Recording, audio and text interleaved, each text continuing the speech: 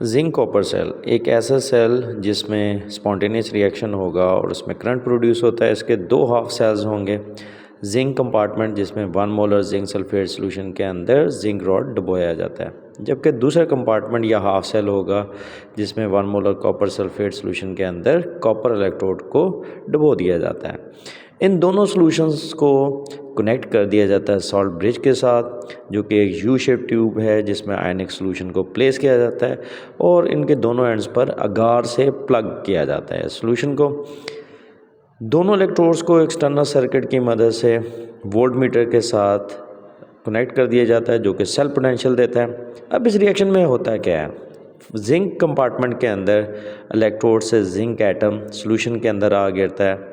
On oxidation 2 electron release करता है और ये 2 इलेक्ट्रॉन एक्सटर्नल सर्किट में जाते हैं।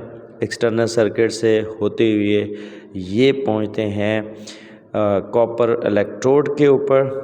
कॉपर इलेक्ट्रोड पे जब ये 2 इलेक्ट्रॉन्स पहुंचते हैं तो सॉल्यूशन में से कॉपर आयन इन 2 इलेक्ट्रॉन्स को गेन करता है और गेन करते हुए रिड्यूस हो जाता है। सो ऑक्सीडेशन हुई जिंक के ऊपर, रिडक्शन हुई कॉपर के ऊपर।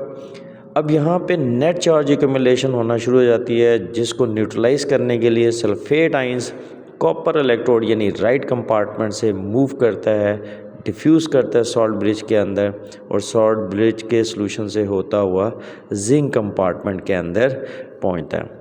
तो दोनों हाफ सेल्स जो हैं उनको इलेक्ट्रिकली न्यूट्रल करता है सॉल्ट ब्रिज।